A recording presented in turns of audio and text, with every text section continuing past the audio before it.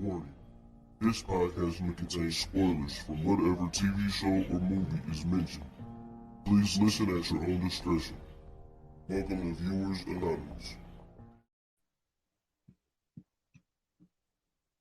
Schools Bronson. And I am S. Foster.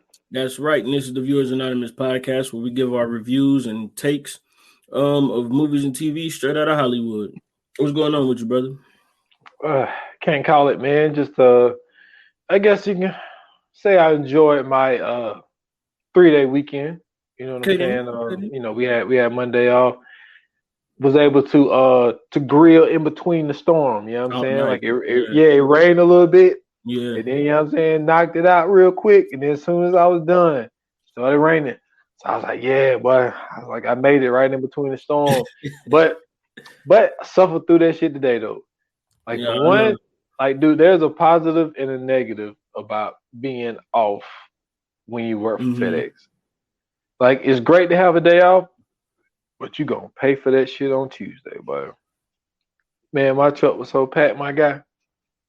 I had to leave. I had to leave. Man. I had to end up leaving like 5 stops. Like, it literally would not fit on my truck. Like, I mean, it was bad today. But glad to be back potting though, man. How you feeling, man? Everything good with you? Man, I'm feeling 1,000 times better, man. I went to my second chiropractor's appointment today. You know what I'm saying? And got my spine fixed. You know what I mean? I had some you know what I'm saying, like some issues as far as the pain and everything and swelling.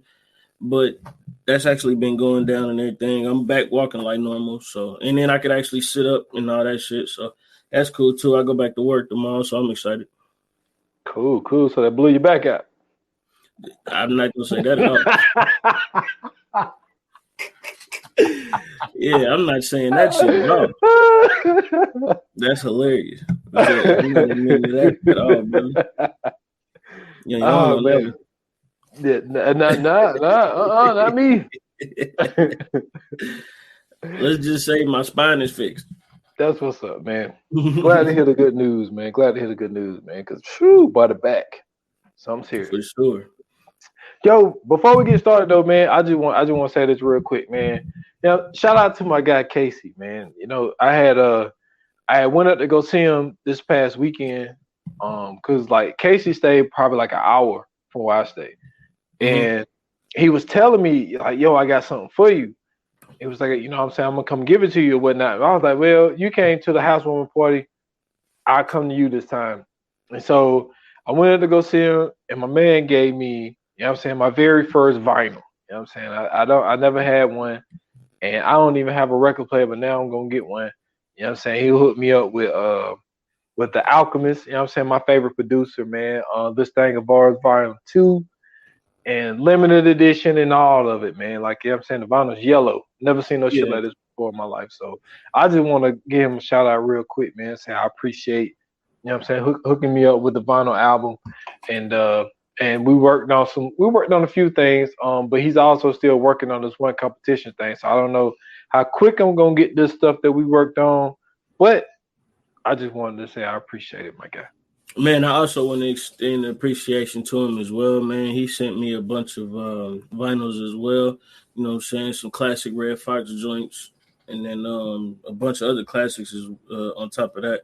So I also want to send that appreciation to him too, man. I appreciate you, Casey, bro. For sure.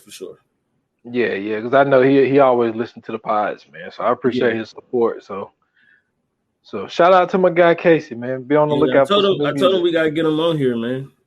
Oh yeah, man, because he be knowing, like, you know, he be hitting me up sometimes, like, yo, this part, this or that movie, you know what I'm saying? That's my favorite part, and I'll be like, well, shit, might have to send you the list one day, man. See if you can jump on with us, man, at some point. Yeah, for sure. So, man, today we are doing a very interesting movie, as you guys know, in the coming soon. If you listen to the last episode. It's starring John Cusack, Samuel L. Jackson. That's right, ladies and gentlemen. We are doing 1408. This movie is super, super interesting. It is about a writer who goes around to different haunted places or so-called haunted places, and you know what I'm saying, he creates books about them, so on and so forth. And he just so happened to meet his match at room 1408, which is supposed to be a haunted room in the Dolphin Hotel. This was going back and watching this, bro. This was actually pretty good. I forgot how good this was. Mm-hmm. You know what I'm saying? John Cusack did a great job, and he always plays like that smug role where, well, not always, but a lot of times he plays that smug role where it's like, you know what I'm saying, that I'm better than everybody or I'm smarter than everybody type shit. He does a great job in those roles, particularly. Samuel L. Jackson did a great job in this too. I mean, but it's Samuel L. Jackson, you don't expect anything else. Shout out to Tony Shalhoub. He did a great job in this, even though he only had like a small part. And then I forgot what the wife's name was. Forgive me. Mary McCormick. Shout out to her too, because she also had a small role, but she did a great job in this as well. But you going back and watching this, bro, what did you think? I would have to say the same thing, man. Going back and watching it, I forgot how good it was. It's one of those movies that kind of get lost in the shuffle. Based off of a short book by Stephen King. So with and that's something else right there. Like when I first seen this movie, because if I'm not mistaken, I think I went to go see this in movies. You know what I'm saying, back in 2007, and I love the way that they set it up by him going to this one motel and the people talking him to death. And he's like, yo, like, man, just give me the key. And then like, that was I thought that was so funny. But like the whole thing of him going to the book signing and the dude not even knowing who he is, there's like 4 or 5 people in there. Right. and did you really think about like where people talk about like these authors and they'd be like, yo, like they you know, they're a little off, you know, a lot of them drink a lot, you know, that like they're not really people who like to interact with a lot of people. So like they setting it up on like the books that he doing is not like his first book. Like he got his fame from his first book, which was a different type of book, was really a personal story, but he didn't never like to admit it to anybody. Like you could tell by the way he answered it, like he was really talking about his real father. But he told that one girl at a book signing that it was not fictional. So I love the way that they set it up that way. And then like how people would send him postcards on like, yo, come to our hotel, it's haunted. And, you know, when these type things like this. And like you said, he met his match by going to 1408. But the best part of this movie for me, it might be a little off the wall. Like I don't think that you're gonna think that this will be my favorite part. My favorite part is the whole interaction of when he walked into the Dolphin Hotel and, you know, they asked for the manager, and then that's when my man come out, Gerald come out, and he's like, you know, step into my office. And like how he was just trying to convince him on not going up there. Like I thought that interaction between him and Sam L in that hotel room. Yeah. And then like when they went out to the elevator and, you know, and he got off, that was my favorite part of the movie. I don't know why, but I just thought that like the way that they was feeding off of each other, like I just thought that was so energetic, man. Like it was like just a person that's like, yo, and like just how Sam was just like, yo, like, I don't want you to go in the room because I don't want to clean up the mess. You know what I'm saying? He just like to be honest with you, like my whole thing is just like I just don't really feel like dealing with the shits. And then I'm gonna ask you this. So let's say you are an author, you know what I'm saying, like Mike is, and when Mr. Olin gave him that book, because he was like, yo, there was actually like I think he said 22 natural causes in depth. And he was like, "You're not going to find that in the papers." And then he gave him that whole file folder full of pictures and all that type of shit. He was like, "Yo, you can go to 1404, take your pictures, and Yeah, they got the same layout. yeah, the same layout." He was like, and he was just like, "Nah, I want to, stay in the real room." Because like he was like, "God damn it," because he was just like, "I'm still gonna go to the room." Like, what did you think about that interaction that they had? Because I felt like they was feeding off great energy in that office, man. Like, how did you feel about that part?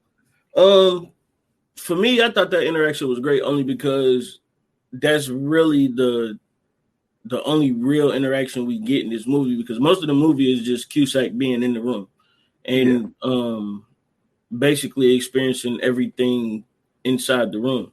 But the fact that he was getting that warning, before he even got there, the fact that even remember when he called there and he said he wanted to reserve a room, they was like, no, it's not even open. That room is not available.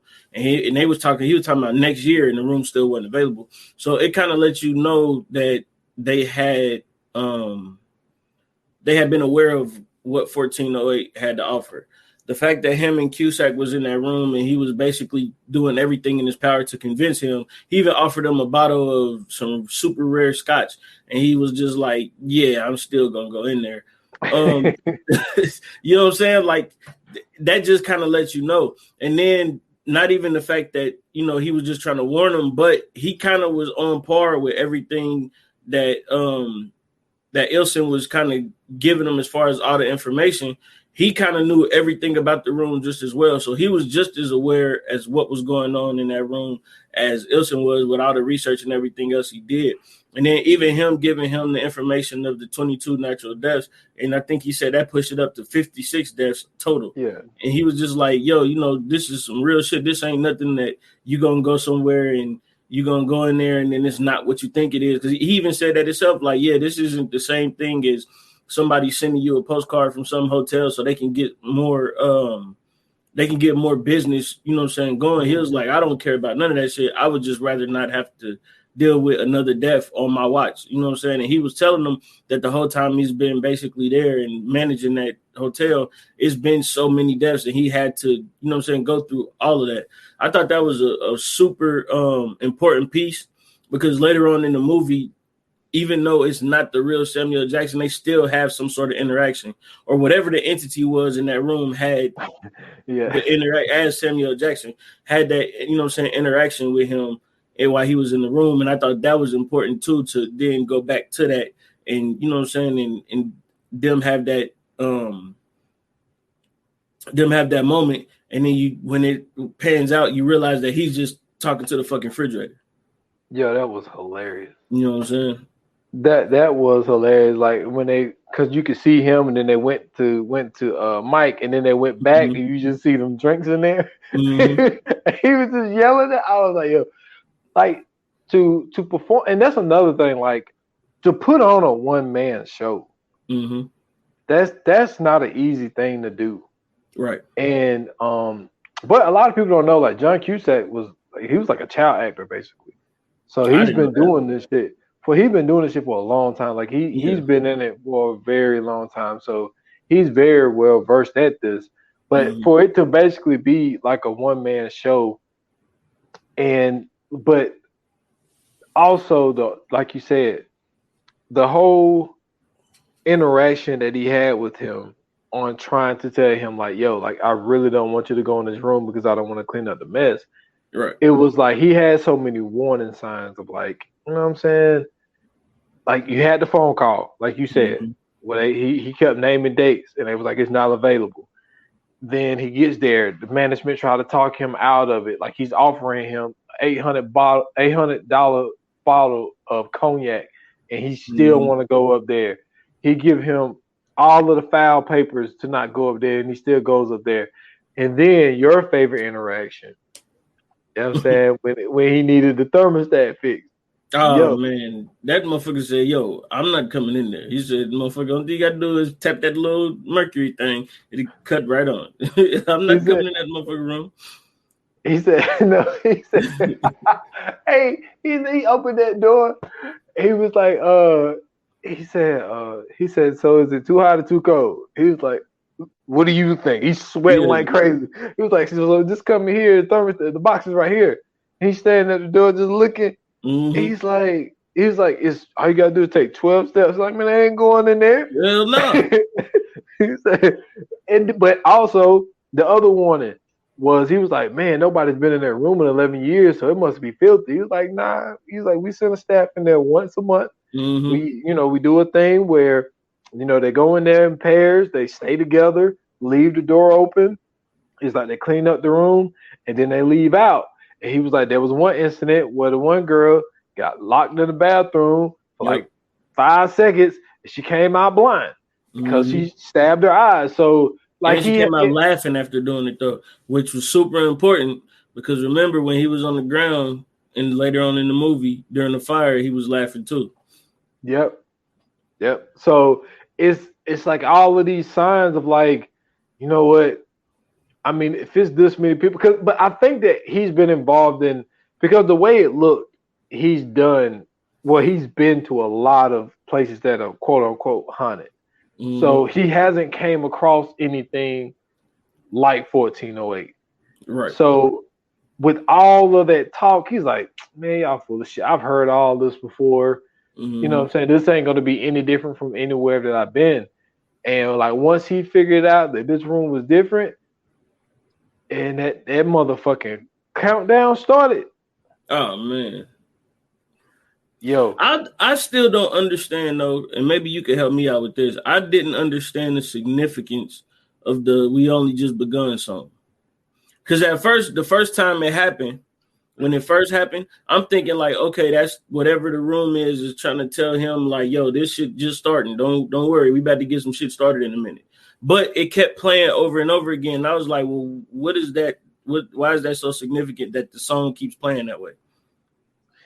I mean, I think it's more of like what you're saying. Like, I didn't do any research on it, but I think it's just like, yo, like we only just begun because the people who've seen this movie, I mean, I'm pretty sure it's kind of self-explanatory, but like all the shit that we seen was 1 hour. Literally. That was it. Yeah. And you have to go through that shit again?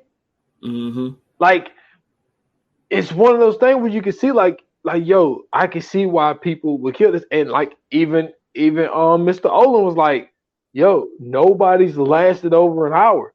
It's like once they go through that first, within that first 60 minutes, they're like, yo, fuck this. I can't do this. Because what they do is they take every personal thing from your life and they times that shit by 100. Well, like, the thing too is that what I noticed was, and I don't know if you caught this, but the paintings, all of the paintings, they had something to do with what was going on in that room. So one of them was, I think it was like a mother reading to her children, and then it was a picture of like Madonna and child in the back of that, or like a, you know what I'm saying, like a vignette of that, and then it was some ship that was on the ocean, and then the last one was some people that were hunting or something like that. Well, there was like people like riding on horseback. It looked like it was like a war that was about to happen. Yeah, so because remember the pictures changed. Mm-hmm. So like that picture, like the dogs got violent and like you start seeing people fighting and shit like that. And then in that one picture with the mother, I think the mother ended up killing those kids. Yeah, and then the one where it was on the ship, and that's when the dude sprinklers was going off. Yeah, but that dude that was in the room, yo, that's the one part that got me. Like the very first time I seen it, and then even this time, you know what I'm saying, I got a little joke because I forgot about it. Because when he was looking at he was in the bathroom and like, man, that dude came out of nowhere. You know what I'm saying, with that fucked up hair and started swinging at him and shit. He was on that boat. Like when that picture changed, he was on the ship.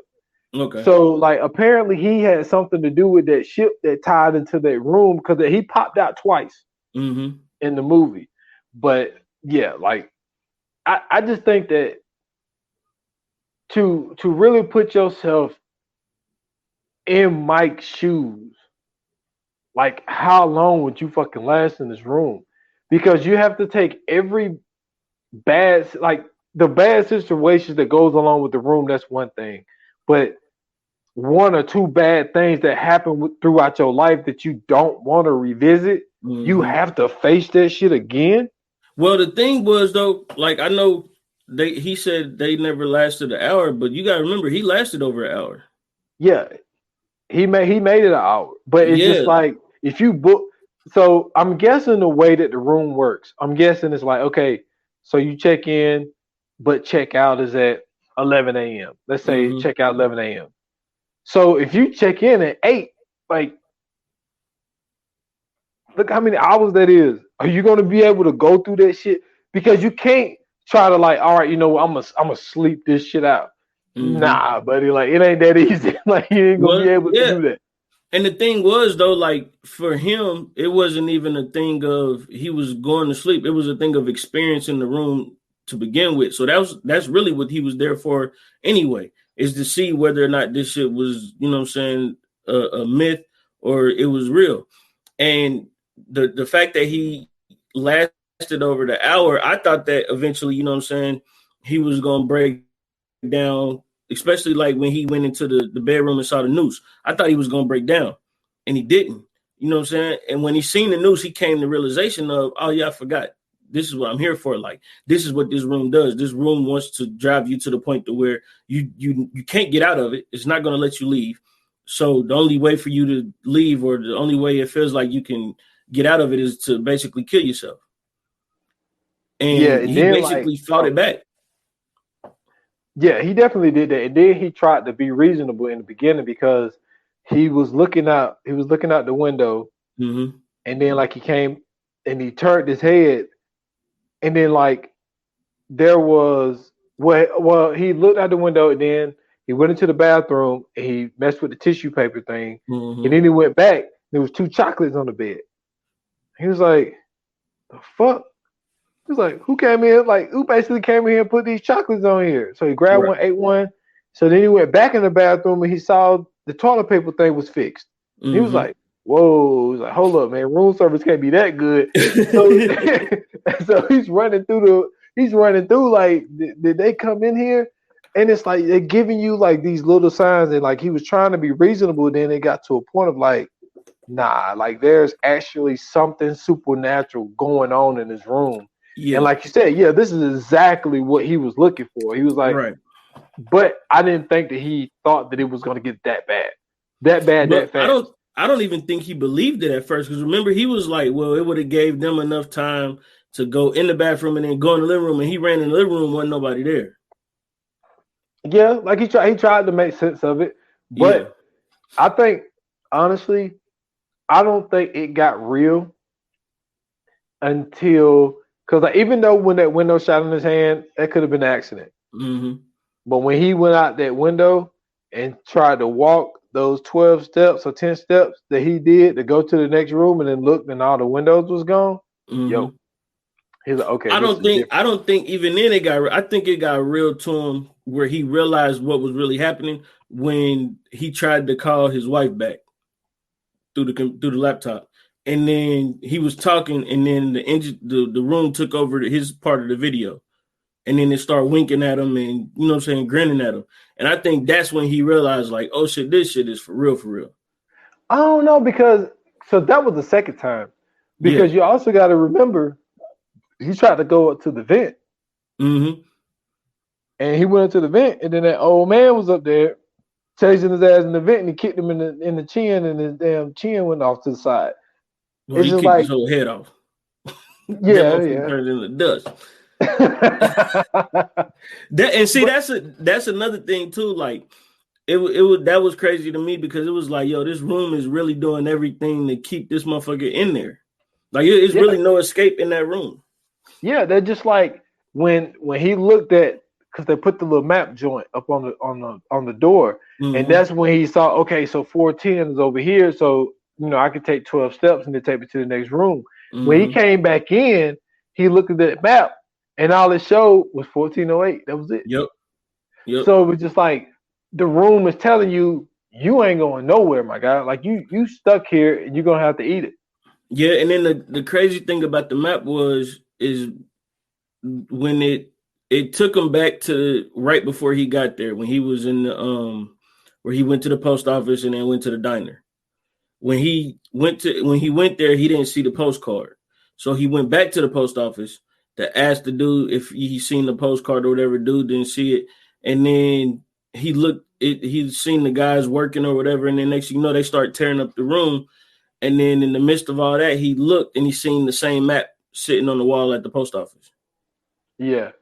And then he started screaming that he was out because that Mm-hmm. shit felt so real to him.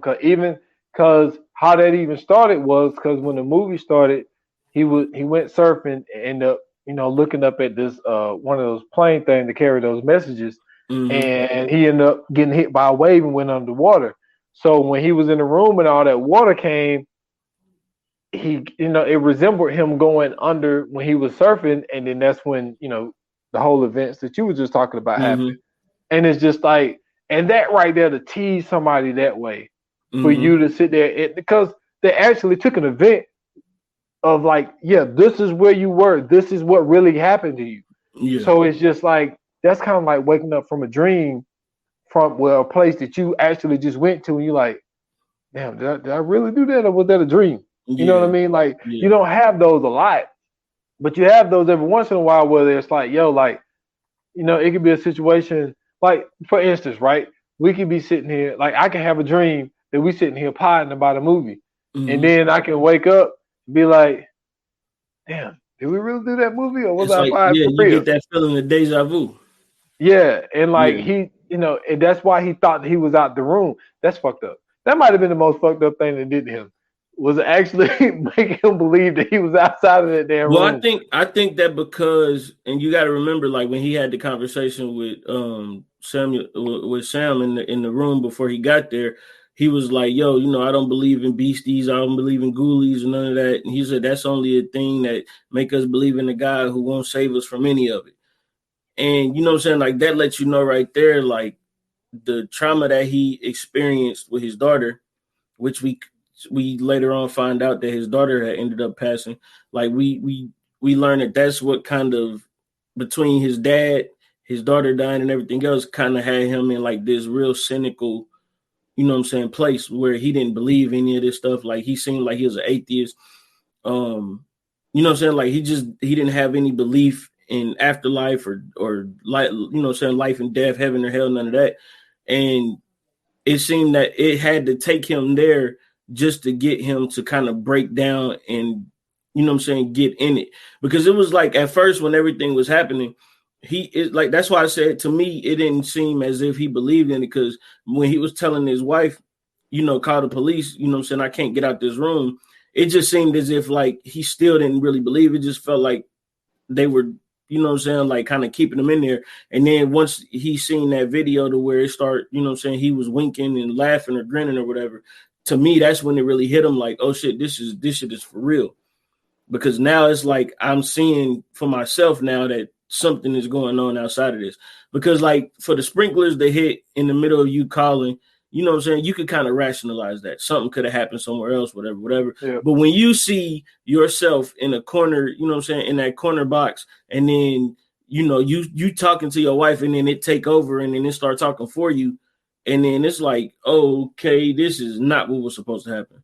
So I think that really kind of took him over the edge and kind of got him into it now to where now the room could kind of get the best of him in a sense.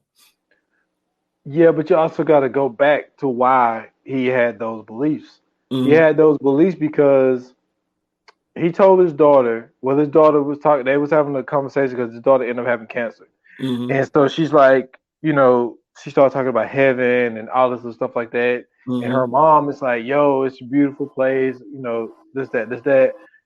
And so the way Mike felt was, we told her this fairy tale about Right. heaven and she didn't Right. fight for her life. Mm-hmm. So that's what kind of made him turn that page of like, you know what, fuck all this religion stuff. I'm not going to Mm-hmm. do it because I think that he felt, kind of partially responsible for letting her believe that she was going to a better place, a more beautiful place, and all this other stuff like that. So he just kind of, in a sense, like turned his back on God, if you want to, kind of call it that way. So some people have that traumatic thing that happened to them in their past, where somebody passed away or something like that, where they just kind of like, turn their back on religion or whatever, whatnot. So I think that's why Mike was really like not really believing a lot of the stuff, because he's like, kind of like the people that will say things like, how can there be a guy when, a 4-year-old can get cancer and die? You know what I mean? Right. Like there are people who, make those type statements. And I think Mike kind of took that on and was like, okay, I wrote a real, like, quote unquote, real book, but now I'm going to fall off and start doing all this other stuff because I don't believe in it. But there's people out there who believes in haunted hotels and haunted burial grounds and shit like that. So I'm going to make these books, basically making it a mockery, because even when, no, I was just going to say, even when he talks into, his recorder, he's making a mockery of everything. Yeah, because he don't believe it. He don't believe there's any supernatural type of thing. Yeah, because even when he was talking, about Sam, when he got to the room, he was like, he got me in round one. He goes to him because he almost had me believing, almost, scared me into doing that. And it was what was super significant to me was that conversation they had when he said he didn't believe in any of that. And then later on down the line, once the room, had got him, remember he went to the Bible and it was nothing on the pages, and he just started ripping out the pages. And it was like, man, that's crazy, because in those moments, a lot of times you'll get people that say that they don't believe or whatever. And then in those moments where, of desperation, they start praying, or, they start, thinking that, maybe if I start believing this will help me or whatever. And it felt like that's what he did in that moment, where it was like everything was going down, and the first thing he reached for was a Bible. Yeah. And then, to open it and not see anything on those pages was like, oh shit, what I'm saying? Like this shit is actually getting to me. This shit is real. Like I don't have no way out of this. And I think towards the end of it, when he actually started fighting back, I think he came to the realization that, saying this shit is just a room at the end of the day. Like I can't let it get the best of me. Even if and he said it too, like it shit, if I can't escape and I'm gonna go down, you just gonna go down with me. Oh yeah, that was very smart.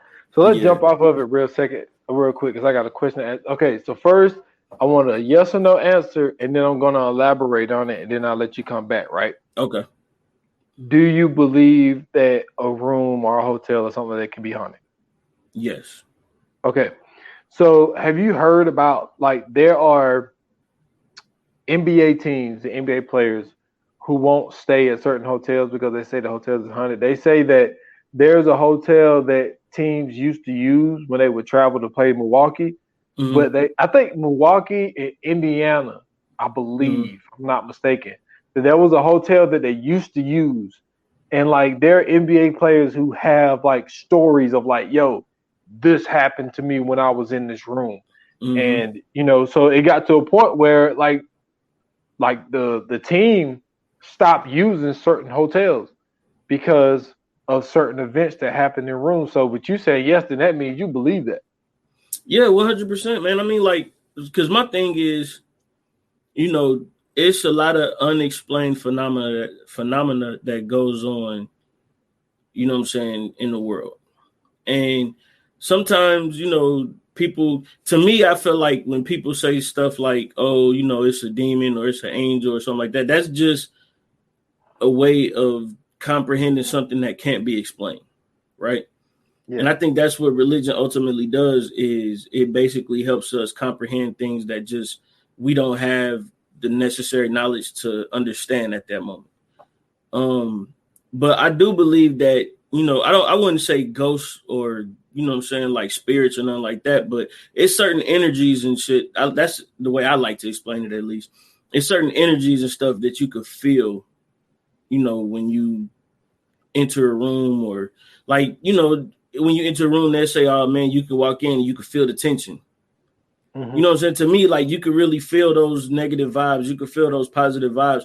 Like you could walk into a place and you'll know, like, okay, I don't know what's happening, but something is happening. You know what I'm saying? Or you walk in somewhere and you feel uneasy about some shit. Like those things are real. Like you could feel those things. I don't know the proper explanation for it or the proper term for it, but I know I've walked into a place before and was like, yeah, I don't think I should stay here too long. Or I think I should just get in and get out. You know what I'm saying? Or I'm not gonna go in there. You go in there. I'm about to go ahead and take off. You know what I mean? Like even just in certain moments in life, you feel that. So I truthfully believe that, you know, you can walk into a room and you could feel that, or you could walk into a room and you could kind of get a hint of that. Or, you know what I'm saying, a hotel or whatever. You could walk into a hotel and they could, you know, you'll know if some shit ain't right. You know, they did the documentary about the hotel in California where they were saying like all those people was dying and there was all these unexplained deaths and shit like that. Like it's some shit that happens for real, like, excuse me, where you can, you know, you can experience some shit for real. I believe that. I believe that you can go to a place where maybe somebody had died or a murder had happened or whatever, and, you know, you'll get connected with that energy. Yeah, that's kind of like the Poltergeist movie. Yeah. Like the basis of that movie is there was a neighborhood that was built where it was a graveyard there, and they claim that they got all the bodies and they moved the graveyard. Right. But the thing of that movie is they didn't move the bodies. Right. So they just said that they did. So they just built these houses on top of it. And then if you know the movie Poltergeist, then you know that there's a whole bunch of spiritual shit that's going on.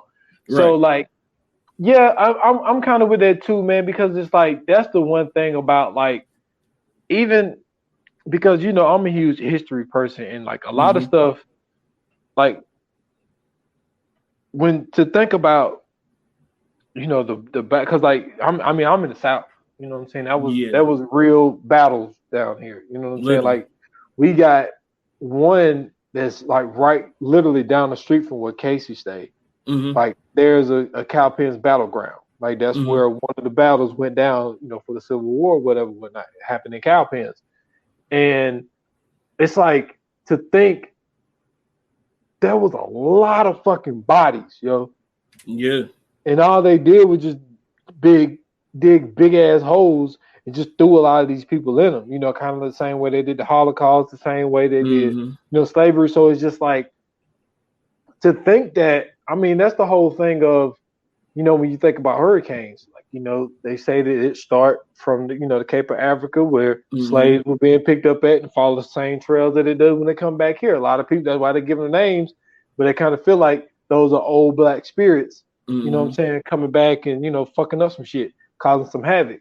But like, yeah, like I feel you, because I just think that, you know, like that's like the whole like thing. Like, I mean, we could get into a whole bunch of shit. That's kind of like the whole reincarnation shit. It's kind of like, yeah, like one of my beliefs, because like I don't believe in a lot of shit, but the one thing that I do believe is that I do believe in reincarnation. And I think a lot of that, the reason I believe that is because of dreams.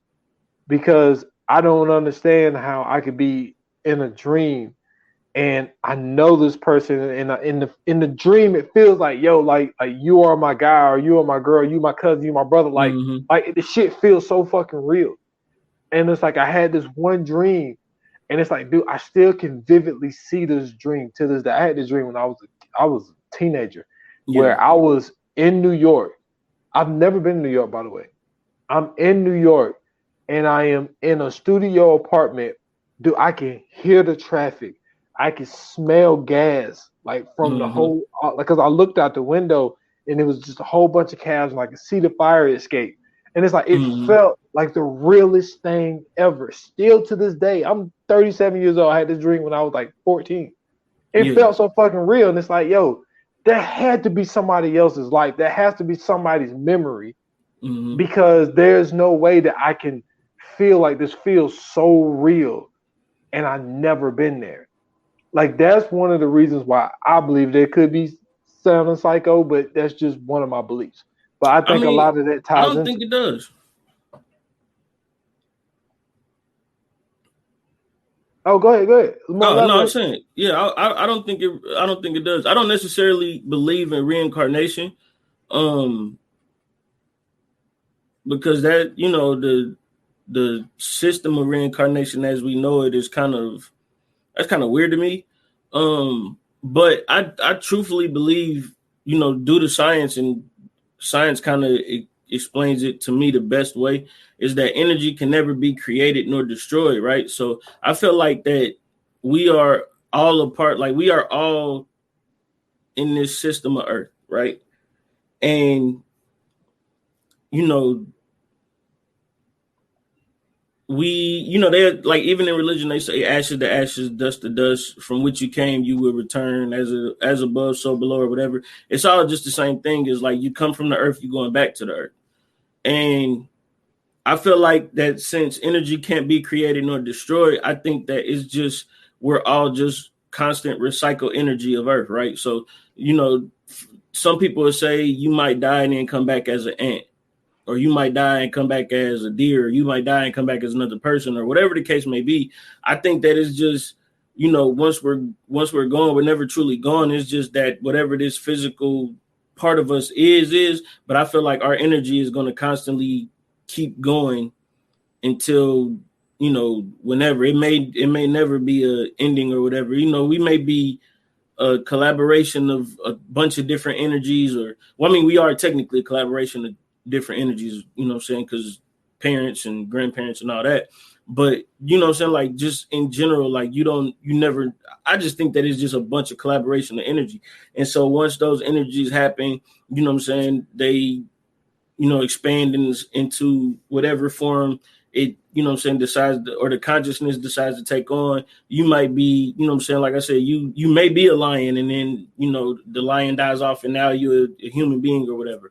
It could be that. I'm not sure, but just for me, that's why I always say energy, because to me, that's the only rational explanation for it in my mind. Is just, everything is an energy. Everything is, they say matter, but even if you think of matter, it's all just energy, right? So like, they'll tell you that, your phone is basically a bunch of energy that's in the slowest form, and that's why it's a solid. But if you see a gas, that's in its fastest form, so you really can't see a gas or whatever. And then, like, you could break down molecules and all that other shit, but that's, to me, that's all energy.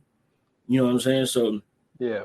I like to keep it in that, because to me, that's the most rational way of understanding a lot of shit. And then, like, even if you look at nature, like, nature will show you, what I'm saying, the same thing day in and day out. You know what I mean? The sun will come up, the sun will come down, the moon will go up, the moon will go down. You know what I mean? If it rains, you absorb it, it grows. You know what I mean? Like, all kind of shit. Like, just is, to me, nature is the best explanation of it. And nature will show you all the time that energy cannot be created nor destroyed. There's a reason that waves happen. There's a reason that hurricanes happen. It's a reason for pretty much everything. It's just that if you have that understanding, you do, and if you don't, you don't. Man, couldn't say it no better. So like I mentioned before we get back to the movie, I mentioned that this was a Stephen King short. Mm-hmm. And dude, when you think about Stephen King, don't get me wrong, and this is not a shot. There's a lot of misses in there. Yeah. But there's a lot of fucking hits. For sure. And like, when you think about like the background of somebody like Stephen King, man, I mean, I'm talking about, you got the Carrie, you got the Children of the Corns, you got the Pet Cemeteries, you got the It's. Mm-hmm. It's like, there's so much shit, man. Like, even like TV shows like The Outsiders, which was dope as fuck. What, The Outsider? Sorry, The Outsider, not Outsiders. That's the one movie that came out in the 80s. Yeah. But there was a TV show on HBO called The Outsider. That shit was really good, and that's a Stephen King novel. Stephen King also did 11/22/63, which is a Hulu TV show that came out. It's just basically this guy that had a time machine in the freezer where he would go back to 1963 to try to stop the assassination of President John F. Kennedy. That's something that Stephen King also came up with. Another one of my favorites that he did, Yo, Thinner. real quick, that's a twisted fucking show. Which one? 11/22/63. That's fucking crazy. That's every episode is basically Kennedy getting assassinated at the end.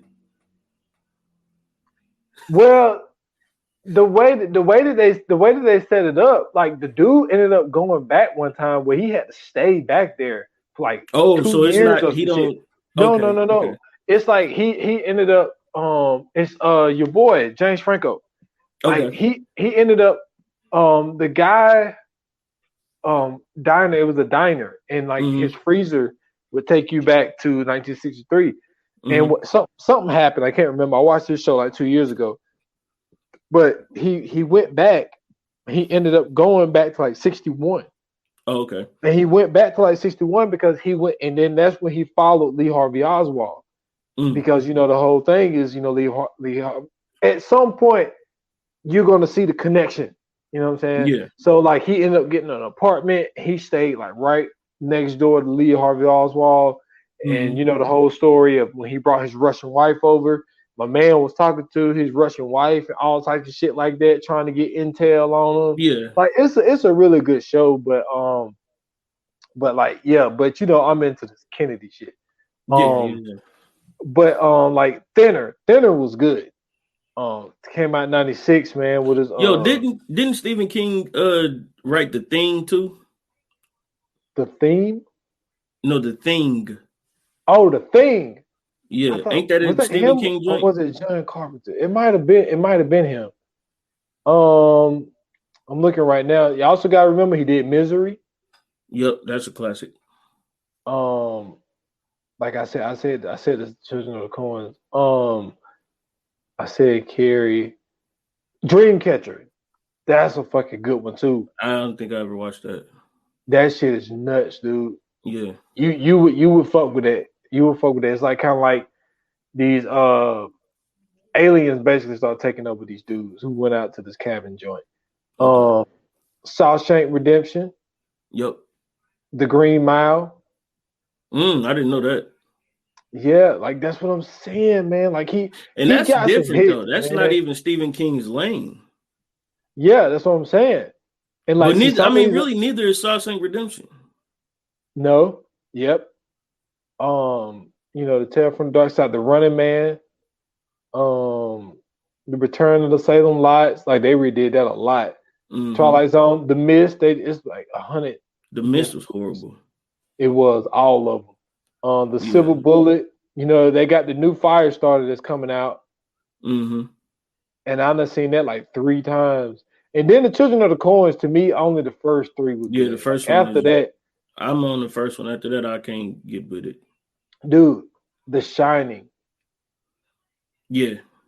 So like I say, Stephen King has a lot of he got a lot of bullshit out there, but he hit on a lot. Yeah. And 1408 is another good one because it's just especially if you put yourself in Mike's shoes, it's like, yo, like how many hours can I put up with this shit before I go stir crazy? You know what I'm saying? My only beef with 1408 is we don't have enough information on the room. We don't know why the room is doing what it's doing. We don't know where this shit is coming from or none of that. We just know that I forgot the year, but like whatever the year the hotel opened, dude died, and then I think it was 1912, if I'm not mistaken. Yeah, like dude died or killed himself in the room, and the next thing you know, it's just been hunted ever since. And it's like to me, maybe I missed it, but I don't remember them like giving us any info on why the room is hunted. You know what? I think you're right. I don't remember. Like they just told us about all the deaths that happened in the room, but they never told us what it originated from. And that's what I'm saying. Like to me, that's the only thing I never understood. Like what was the whole purpose of 1408 being hunted? Yeah, we never got a background. We just heard about the events, but yeah, you're right. They never did tell us and that's a common thing with Stephen King though. Like, there's never really a lot of explanation of what the fuck is going. Like, we understood what was kind of happening in it, because I think, like, in the book it kind of tells you a little bit about it. So, like, in the movies they kind of went over it, but like in The Shining, I don't even remember why his dad got possessed in The Shining. And speaking of The Shining, Dr. Sleep, gotta mention that too. Yeah, but that's what I'm saying. Like, even then, did it explain it in Dr. Sleep? I'm gonna be honest with you, I fell asleep on Dr. Sleep and I never went back to it. I don't know why. But that shit was dry, man. It was good, but it was dry as fuck. Yeah. I'm gonna be honest with you, man. When it comes to The Shining, to me, I think The Shining. Okay, let me word this right. The Shining is overrated. Yeah. But Jack Nicholson's performance was amazing. Yeah, that was amazing. Yeah. And I think that is the mystique around The Shining, because Jack Nicholson literally murdered the whole performance in that movie. Yeah, for sure. But when I think about the movie itself, it's kind of mid. But that's what I'm saying. But that's, to me, that's what a lot of Stephen King's movies are. Like, and this is no diss to Stephen King, because he makes great movies. It's just we don't never know why shit is the way it is. And the reason that I say that he makes these great movies is because sometimes the movies are so good, we totally gloss over the fact that we don't understand what the fuck is really going on. But you get so much in the movie, it's like, this was pretty much a good movie. I don't know why the fuck this shit is happening the way it is, or what's the reason behind it, or whatever the case may be, what started it, but this shit was still good. And he gets away with a lot of that. That's the same shit with the Children of the Corn. Yeah, like, we don't know what the fuck is in the goddamn cornfields just turning these kids into this shit. Yeah, like, it don't really. The same thing with The Mist. Like, what was the whole thing with The Mist? Like, why was The Mist doing that? Yeah, you got a good point. You know what I'm saying? Also, I think The Thing, I didn't see it, but I think that's John Carpenter. The Mist, I believe. Yeah, no. The Thing. The Thing. Yeah. Okay. I think the Thing is John Carpenter, but yeah, you're right. I think a lot of his movies, man, are kind of like that, where things aren't really being explained in certain movies. But they did in it. They did in Thinner as well. Mm-hmm. I don't know if you ever seen that movie, but it was just basically this one white guy who was he ended up, I think he hit like a indigenous person's like daughter or son or something like that with a car. I can't remember exactly what it was, but the white dude was being an asshole to them, and so they cursed my man, he cursed him. He said Thinner, because the dude was fat. He was fat as fuck. He was probably like 230 or some shit. Yeah. And when he said Thinner, and like first he's like, because he was like drinking Slim Fast and shit. And like he's like, oh shit, why this Slim Fast is working? Yeah. You know what I'm saying? And then motherfucker just 210, 200, 175, 150. He was like, yo, this shit won't stop. See, and that's like, to me, that's another thing about Stephen King too. Like, I like his movies, but it be some borderline racist shit in Stephen King's movies, bro. Well, yeah. I mean, you gotta look where he's from, and then like a lot of his shit. I mean, even when you look back at now, honestly, he's not casting these people. Like he just basically give people the rights to he licenses his stories. Yeah. But like, I mean, is he really writing down like this is a black character or this is? I don't think so. But I'm saying, like, not even just the whole black white thing, just the fact that like you ran over an indigenous person's kid and then he just curses you. Like, how do you know this motherfucker is intact to be able to curse somebody? You know what I'm saying? Like, just that type of shit. Like, he just had to be a fucking shaman. He just happened to run over a fucking shaman's daughter. Like, what the fuck are we talking about at the end of all this shit? Yeah, like, I've seen you know what I'm saying? The only thing that could have possibly been more racist than that is if he'd have just threw an axe at him and killed him. Yeah, like, I feel you saying. Come on, man. Like, I never thought of it that way. Yeah, I'm just, you know what I'm saying? Like, it's certain shit that he does, bro, that I just be like, You kind of side eye Stephen King just a little bit. Oh, that's hilarious. I never thought of it that way. I just because that's just one of those movies, man. Because like I always felt like The Shining was overrated. I always felt like Pet Sematary. Like I never really fucked with Pet Sematary like that. Like I still don't understand what the fuck was the whole Pet Cemetery shit about. I mean, it was just basically it was a magic cemetery. Yeah, just magic cemetery. Like somebody buried their cat out there, and the motherfucker came back evil. Yeah, that's what I'm saying. That's like I don't know, man. Like when I go back and look at some of these older movies, I just still be like, you know what? As a kid, I was so gullible. Like Cujo, remember Cujo? Yeah, I remember Cujo. Cujo used to scare the shit out of me, bro. I was scared of dogs already, but seeing Cujo, that shit did not help. You see, for me, it was a man best friend. That's the one that got me. Like this motherfucker could climb trees like lions. Yeah, see that type of shit. Like, where did that come from? I've never seen a dog climb a fucking tree. Yeah, like that was The Man Best Friend. That's a wild ass movie. I used to watch that a lot when I was young. But I started watching Beethoven. Fuck that. Beethoven was fun. You know what I'm saying? Beethoven was cool. Cujo, fuck him. Oh man, that's funny. But yeah, I just want to throw a little. We're doing something involved with Stephen King. Have a little Stephen King conversation up in there. For sure, man. I mean, but don't get me wrong. Like I said, he makes a lot of great movies. Like his books translate well into film. So I mean, you got to give him credit for that. But it's just some shit, man. He definitely misses on.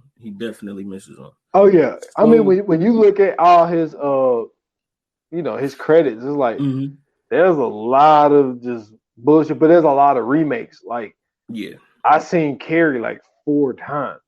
Well, I mean, you know what I'm saying? And that's why I said he makes a lot of good shit because it's like if you think about it, the shit that he's making is not like you can't, you know what I'm saying, like watch it and be like, this shit is horrible. No, like you watch that shit and be like, man, this shit is actually good.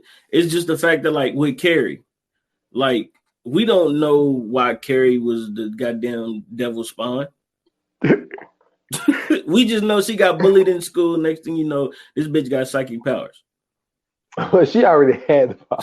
I'm just saying, like what the fuck? And then, like, even in and this is how I know, like, in the first one, we don't know how the fuck this should happen because, like, I think the last one that they made, they tried to explain why she had her powers or some shit like that. Okay. So I got to pause you right there. I don't mean to cut you off, but you remember I told you that my son wanted to watch a movie.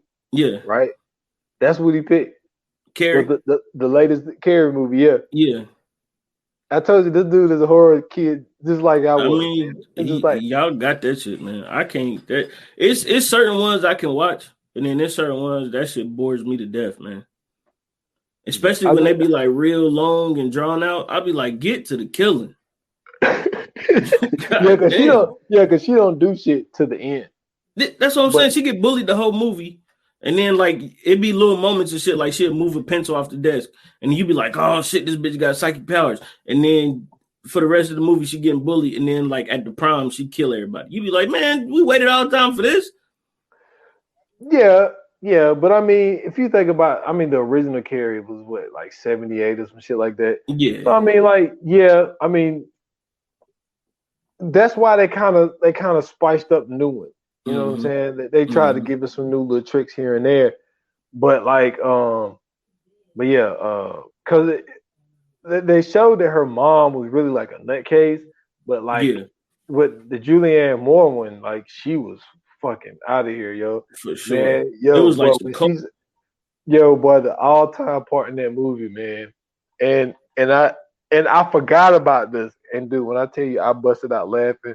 And I asked my son that, Jacoby's 12, he'd be 13 in December. And I can't believe that he actually got the reference, but it's so much shit out there. TikTok videos and shit he be watching. But man, so she had picked out her dress for the prom. And Julianne Moore looked at her and said, I can see your dirty pillows. Yo, I was going to die here. And I started laughing. I couldn't stop laughing. And he was like, I said, do you know what she's talking about when she said dirty pillows? He was like, yeah, I know. I was like, what? He was like, her breast. I'm like, how the hell you know that? but yeah, it was so funny to me, man, because like, first of all, Julianne Moore is a fucking great actress. Yes, she really is. She I really mean, is. man, we're gonna have to some point do an appreciation on her. Yeah.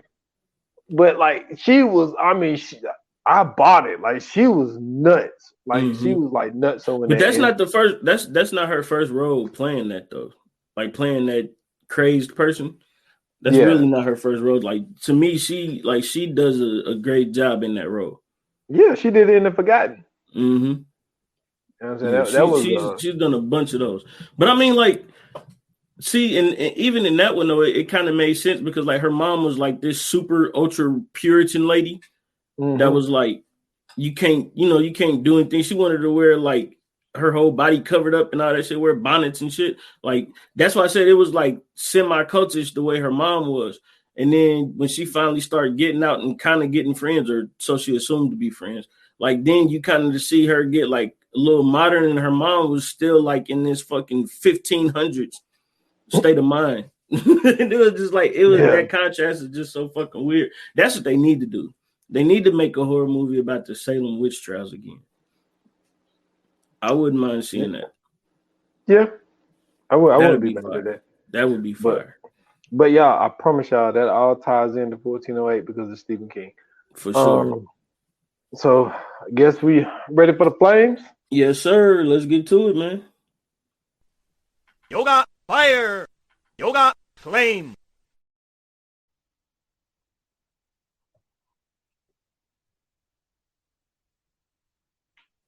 Okay, so what you got for this, man? 1408. Well, it's not really a large cast because it's mainly John Cusack and I mean even Sam. I mean, can you even really call him a supporting actor? I mean, you only really seen him twice. Yeah. But so this was really the John Cusack show. I think he did a very great job at putting on a one-man show. A lot of people can't pull that off. I don't think people understand how difficult that is. Even though there was a lot of things going on in the background, for him to keep everybody's attention, I think that was dope. I think the story of it was dope. I also never thought of it. You brought something to my attention. They never really explained why the room was the way the room was. But it is a rewatchable movie for me. So I am going to give 1408 for the simple fact if I put myself in there, I just don't know what I would do with myself. I'm gonna give it a 4. Okay. Yeah, I think I'm gonna ride with a 4 today. Okay. I was almost where you were. I was almost at a 4.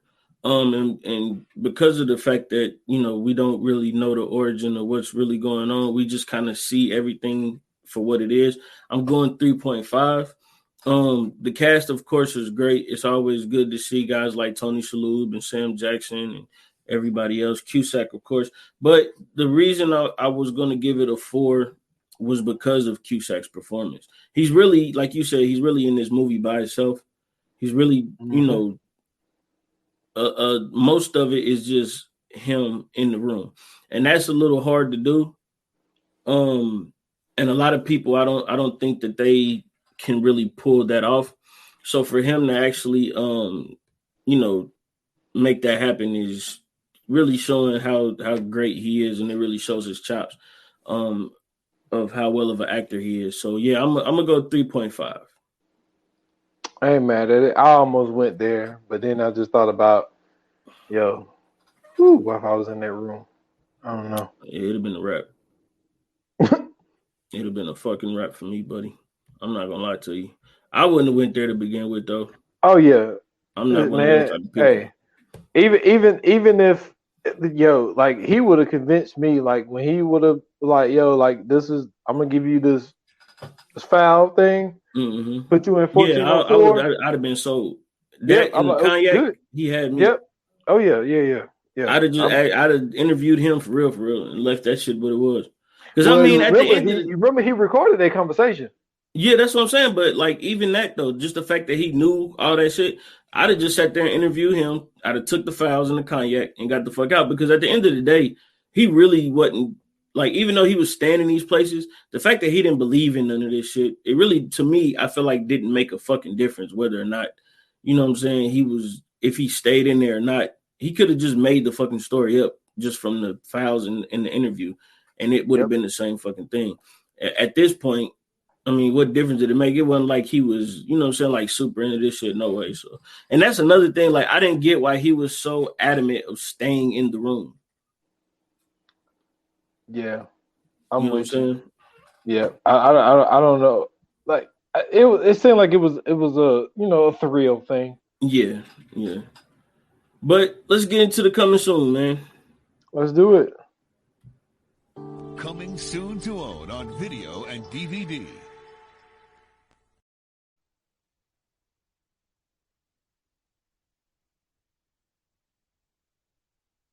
All right, so what we got? All right, man. So this is something I came across on Netflix, man, a year ago. This is kind of my lane, you know what I'm saying, when I be doing my my little series that I'm doing on my podcast. But look, man, this is a documentary that we got coming up, man. It's the title of it basically is Crack, but it's cocaine, corruption, and conspiracy. You know what I'm saying? Talk about the whole crack epidemic. Talk about, they have interviews with people that was previous crackheads. They have interviews with former drug dealers, and they just really talk about how the government got involved in this. Yep. And I always love how they always give us that story, because that's the story that's always swept under the rug. You know what I'm saying? Like, they never really want to talk about how the CIA was bringing in drugs and selling arms to certain different sides of the war and all this type of shit to fund that war, and how they damaged the black community. So yeah, man, I think that we haven't done a doc in a while, but yeah, man, I think that this one is going to be a good one to do, man. So I'm really looking forward to Crack. For sure, man. That's definitely going to be a very interesting episode. But, man, you guys can always let us know if you want to hear something different, or you could tell us how we did or how well we didn't do. You know what I'm saying? You guys can always hit us up on our socials on Instagram and Twitter at ViewAnon You can also hit us up on Facebook at VA Pod Watch Group. And that is something that we have to get to. We have to get a watch party going. We got to find the perfect one to do. But soon, very, very soon, we will get that together. And for me, you can go to Twitter at Scoots Bronson. And I got a link tree in the bio. You can follow me everywhere else there. And y'all can find me at s.foster8 on Instagram, at 28 minutes or less pod on that's on IG. Let me see what else. Follow the podcast on all major platforms, 28 minutes or less. Still got episode 98 right now. We'll be cooking up something very soon. That episode was the Animal Kingdom season finale. So go check that out on all major platforms. That's right, man. And also, for all those football fans out there, the 4-3 will be here this Friday. We got an episode coming, so you guys make sure you tuned in. Check out the D2N Podcast Network. You know what I'm saying? That is our new home at the time, so get ready to check that out.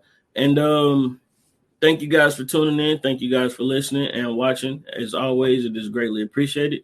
But until the next episode, man, like they say in Hollywood, that's a wrap. Cut.